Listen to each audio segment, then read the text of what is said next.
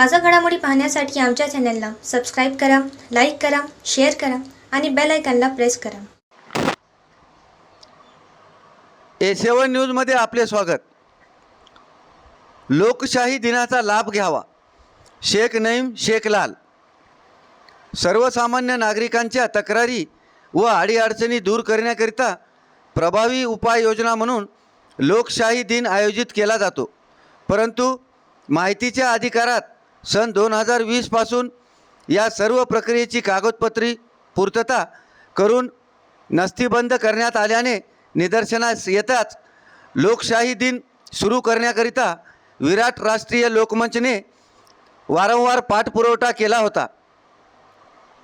विराट राष्ट्रीय लोकमंच काउन्सिलचे संस्थापक अध्यक्ष शेख नईम शेखलाल यांनी प्रशासनाकडे वेळोवेळी पाठपुरावा केल्यानंतर आता लोकशाही दिन सुरू करण्यात आला असल्याने त्याचा नागरिकांनी लाभ घेण्याचे आवाहन शेख नईम शेखलाल यांनी केले आहे. अनेक शासकीय कार्यालयातील तक्रारी व अडचणी दूर करण्याकरिता शासनाने शासकीय यंत्रणेकडून त्याची सोडवणूक करण्याकरिता लोकशाही दिन सुरू करण्यात आला होता. जिल्हाधिकारी, मनपा आयुक्त, विभागीय आयुक्त आणि मंत्रालय स्तरावर हा लोकशाही दिन आयोजित केला जातो. यासाठी सर्व कार्यालयाच्या प्रमुख अधिकाऱ्यांच्या उपस्थितीत अनेक तक्रारी व समस्यांची सोडवणूक केली जाते.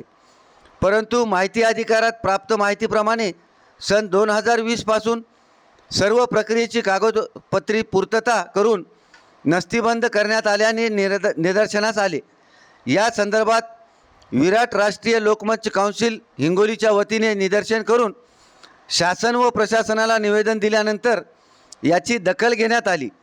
त्यामुळे आता 1 जुलै सोमवार रोजी सकाळी 11 वाजता जिल्हाधिकाऱ्यांच्या दालनात लोकशाही दिनाचे आयोजन केले असल्याने त्याचा लाभ घ्यावा असे आवाहन विराट राष्ट्रीय लोकमंच काउन्सिलचे संस्थापक अध्यक्ष शेख नईम शेखलाल, इंडियन यूथ काँग्रेस आउटरीचचे जिल्हाध्यक्ष शेख नौमान नवेद नाईक, शेख बासित महबूब व इतर सर्व पदाधिकाऱ्यांच्या वतीने करण्यात आले आहे.